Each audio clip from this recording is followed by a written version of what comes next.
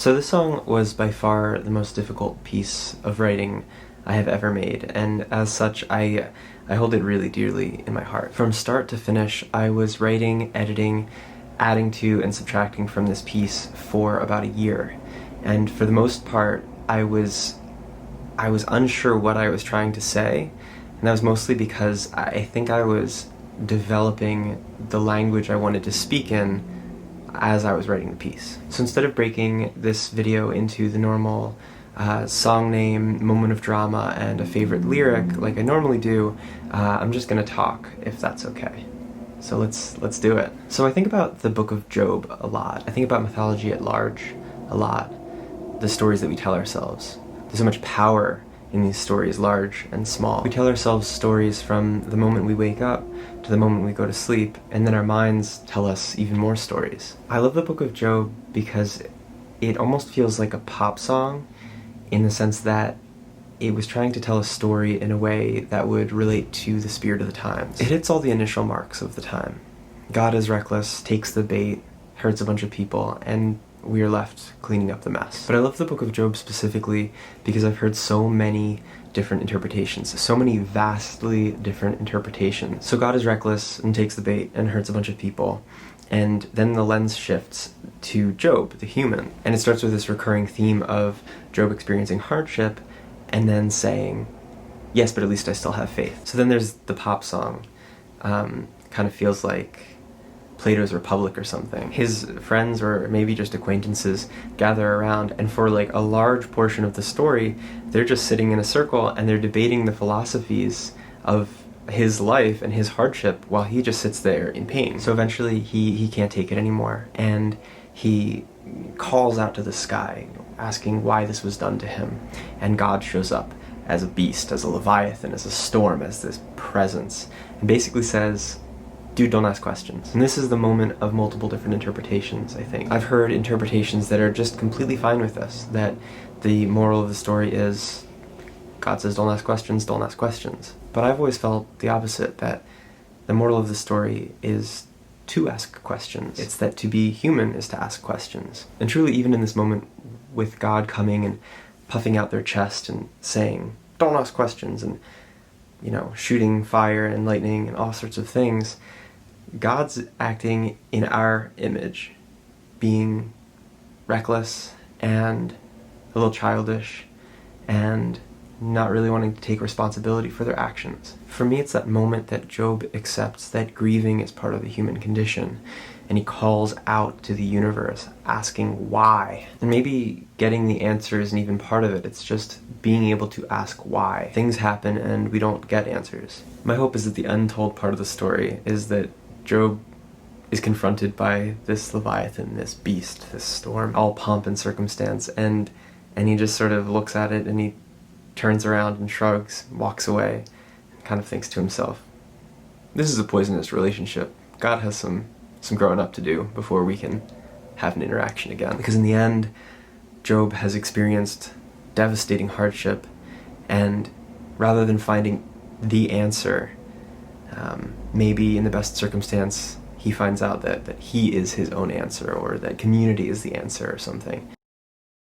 The first time I thought about writing a song centered around the way that I relate to that story, I think it was the end of the summer of 2019. I was standing on a bridge overlooking the marsh between Barrier Island and the mainland near me. It was night, and there was a heat storm in the distance, and the sky just felt so immense. I was thinking about how we so easily craft myth out of reality, because often reality is stranger than fiction itself. The lightning dancing behind the clouds on a summer night, gulls heralding the storm, and the meeting of these large bodies of breaching land and inky, pitch black water. Some of the words on the page of that first journal entry that night are really tackling some big concepts. Leviathan, oracle, migratory plan, raindrops as they constellate. I landed in your hand, whispers in the dark.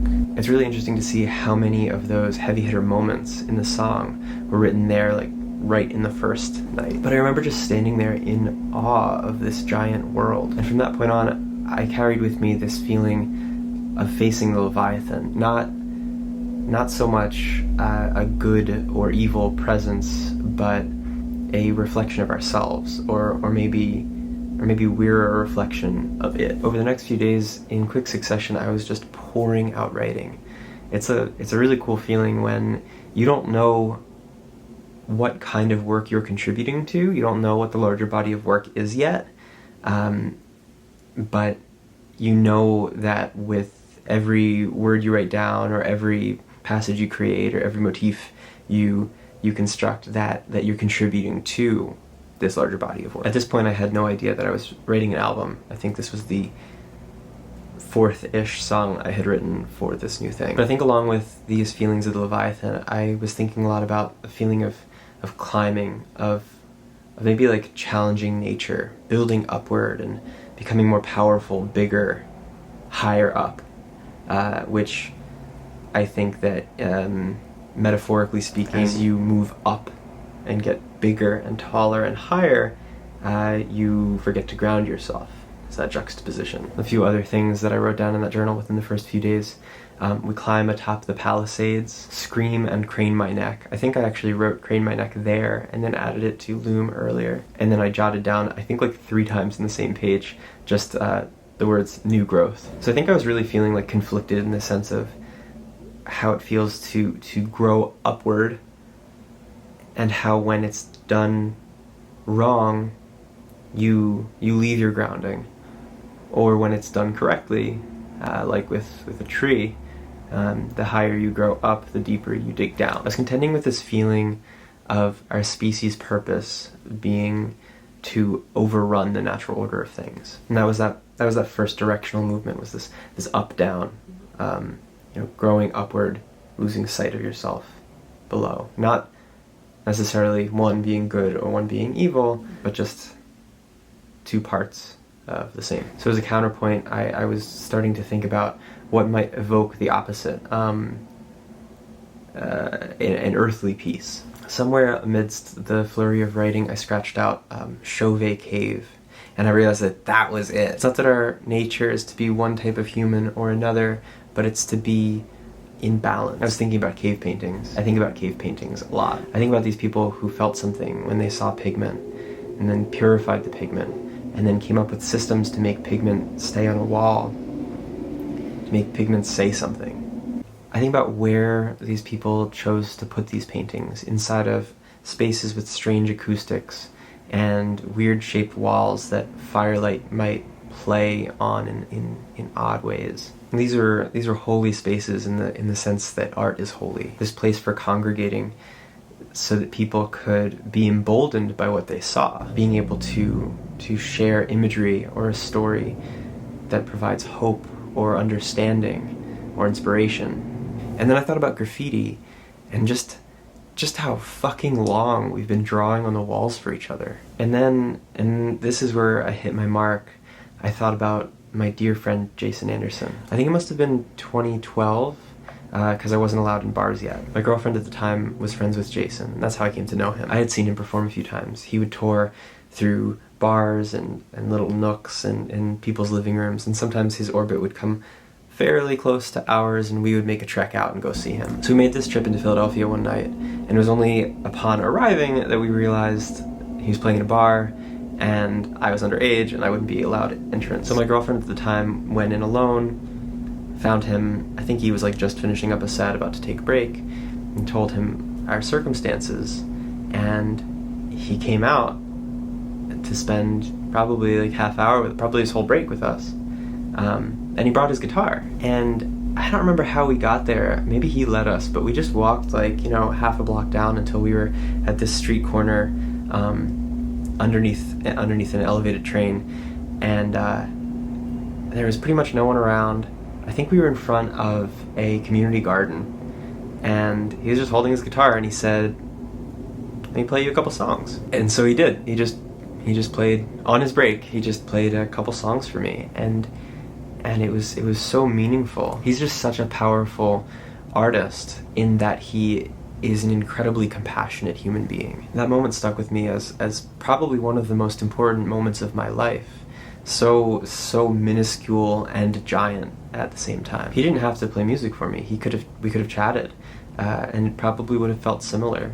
But he chose to share this thing, and in the sharing, we created this bond. We created this moment that was just etched in time. And I think that's why we make art. Moments like staring down a storm or calling out to the heavens can give birth to very real, very human fear, but they can also give birth to very real, very human ecstasy. To remember we are each part of something, most notable of which being part of each other's existence. So I held on to this piece of writing, and it was right around then, around autumn 2019, that I entered into a pretty heavy writer's block. But I kept the writing going, or maybe I just shuffled ideas back and forth since I didn't feel like it could be a conduit for anything new. And I just kept trying to live in the moment and to share space with this new writing and these new feelings. And then I started to heal. I started to be able to take the time and find the energy to come back to interacting with this piece. And I had written a few other things, so I felt like I was able to relate the new language of this piece with other things.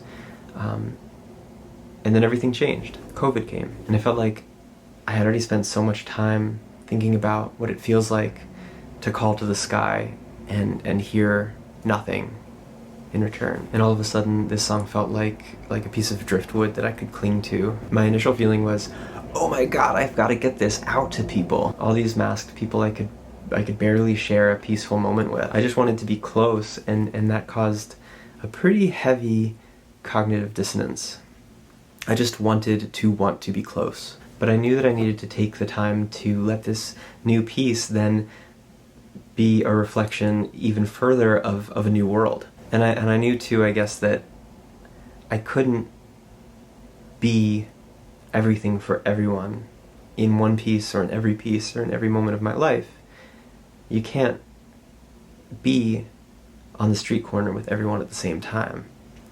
You can sing on a street corner to one person, or maybe you can sing on a street corner to yourself, and then we can each do that for each other. I scrapped whatever foundation I had built for the recording and just started from scratch, and what came out of me was really, really different. A different sound, a different attitude, a different me, and I liked it.